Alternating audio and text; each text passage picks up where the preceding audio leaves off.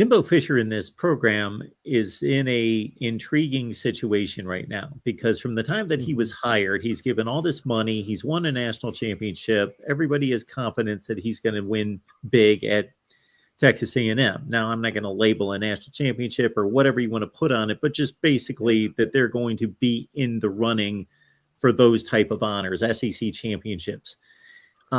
Despite maybe the records not being what a lot of people had anticipated, you still saw it building. The recruiting was phenomenal. The wins were at the 8 and 9 win total. Of course, they have a big 2020 season where they finish in the top 5 in the country. This is really the first time, thud, that there's been adversity. 5-win season, the 22 class scatters to a certain extent. You could probably put the numbers to it. That's at least what the optics are, but it's probably not anywhere close to what people make it out to be. I've kind of looked player by player as well, but this seems to be kind of an intriguing place. He hires a new offensive coordinator where this is the first kind of challenge, adversity in the building of this program. Yeah, no, I think you're certainly right. And I think that, there's a intense desire and an intense passion, especially coming off being ranked in the top 10 last year, and then to not even make a bowl, to lose to Appalachian State, to lose 6 games in a row, just everything that kind of came, with that season left fans a lot of extremely frustrated because they'd kind of seen the same thing. They saw the number 1 class of all time, all the talent that was heading to campus, and then for it to just kind of implode, I think left fans pretty frustrated. Now, I do think there are some good signs this offseason. Obviously, hiring Bobby Petrino and turning the play calling duties over to him was one of the top questions that A&M fans had was, is Jimbo Fisher actually going to turn the play calling duties over to somebody and bring in help? And Bobby Petrino certainly answers that question. And I think fans were particularly encouraged with being able to poach a guy like Marco Blackwell from Ole Miss and what he just did with Quinshon Junkins and Zach Evans. I think that was certainly something fans were excited about. But, to your point, I think there's kind of the way Jimbo Fisher sees it and there's the way fans see it. I think fans have some concerns, some depth-wise concerns. Obviously, after losing all those guys from the portal to the portal, I think, they were able to keep a lot of key pieces. Edgerrin Cooper, Evan Stewart, Moose Muhammad, Connor Wigman obviously gives you optimism at the quarterback position. They still have Amari Daniels, Lavian Moss. Getting back Anai Smith was a big deal.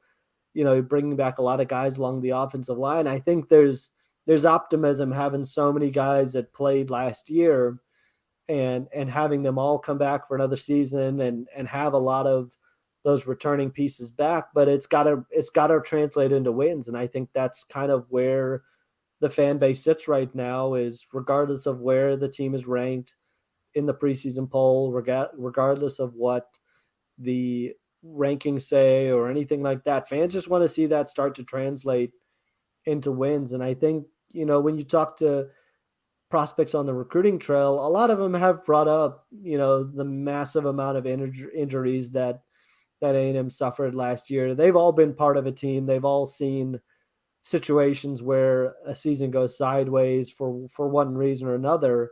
And so, I think there have been a lot of people that, at least on the recruiting trail, have pointed to, the amount of young players that A&M played, the injuries that they had. And so, but I don't think you get to use that recruiting pitch a second time. Now recruits want to see that step forward. You kind of get that one time, get out of jail free card and wait and see mode. But, recruits want to see results as well. Recruits want to see kids get developed. They want to see kids go to the NFL and know that if they go there, they'll have a chance to compete for everything that they want to be able to compete for. Otherwise, they'll go somewhere else. And so, from a recruiting standpoint, I do think the pressure's on a little bit. I think from the fans, the pressure's certainly on. They weren't happy at all after last season. And that frustration, that anger is just going to linger until, the fall, right? And until A&M has a chance to see games, obviously you can show signs during the spring, but until things hit the fall and until fans could see this team back on the field, I think they'll continue to be kind of that wait and see mode about we want to see this team actually develop. And so I think the program's in an interesting spot. I think you put it exactly right. I think there's still a ton of talent on campus, and some of those guys who left, some had dealt with injuries, some had seen that honestly younger players had passed them on the depth chart, and that's understandable, and that's a chance for them to go somewhere else and be able to play. That's what the transfer portal was really made for. And so, when you do play a lot of young players like Evan Stewart and some of the options at tight end, I think they guys behind them kind of see the writing of the wall on the wall of, okay, well, if I want to be able to play somewhere, I got to be able to go elsewhere. And then there was all the locker room dysfunction as well. And for the most part, those guys are all out.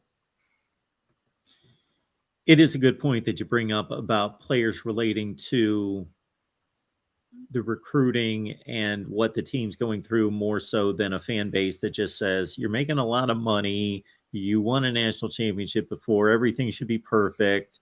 You should be able to knock out 9 or 10 wins like it's nothing. Whereas relating to a recruit who's played on various teams, they could probably go back and think, okay, yeah, 2 years ago, we thought we had a great team, but we had 4 or 5 guys get hurt. And that doesn't mean we thought that our coach was no good. We still believed in our coach. We still believed in our position coaches, but just things didn't work out that particular season. And that's maybe a much more relatable story to those guys.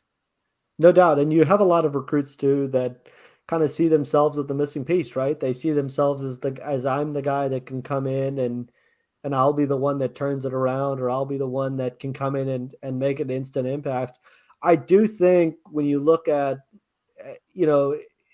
as it could have been, I think it could have been worse had A&M not beaten LSU. I think that win at the end of the season, though they went 5-7, that was at least something that they could go out on the recruiting trail and say, hey, this is the last game we played. We were able to put it together, and this is what we were able to do. And that probably helped them be able to hold on to a guy like Javon Thomas, who late in the cycle said, hey, listen, I know A&M has been close, because they were close in a lot of those games and just couldn't quite, a lot of them were 1-score games in the fourth quarter, or at least had a chance. And a lot of recruits' feedback was, I just want to see them get over the hump. I want to see them be able to put a complete game together and be able to finish a game off. And so, there was guys, David Hicks sort of said the same thing about the injuries and everything else going on with the locker room. And so, it's something that myself and Brian kind of talk about on the board a lot is, recruits see things differently than fans do. Fans are going to see things and be frustrated and demand better, but recruits sometimes see things differently as well. Absolutely. And again, to be able to show, it's one thing to say, hey, 5-7 didn't work out, but to show, okay, this is what this team's capable of doing when they get it together. And so proof of concept for this particular night was LSU was playing for a possible college football playoff appearance. They were headed to the SEC championship game already. And we put it together and we knocked off a team that won 10 games and finished close to the top 10 in the country.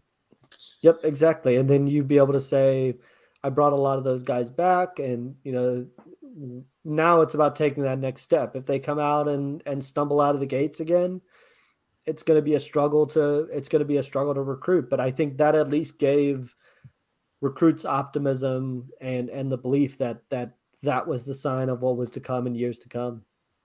Andrew Hattersley, Gig'em 247 Sports. Get on over there. Check out Andrew's work. Of course, we appreciate Andrew stopping by. Please like the video, share the videos out on social media, subscribe right here at the Voice of College Football. Andrew, thanks so much for stopping by. We will have you back here soon, hopefully, to talk some offense and defense. Absolutely. Always appreciate it. I'm around anytime.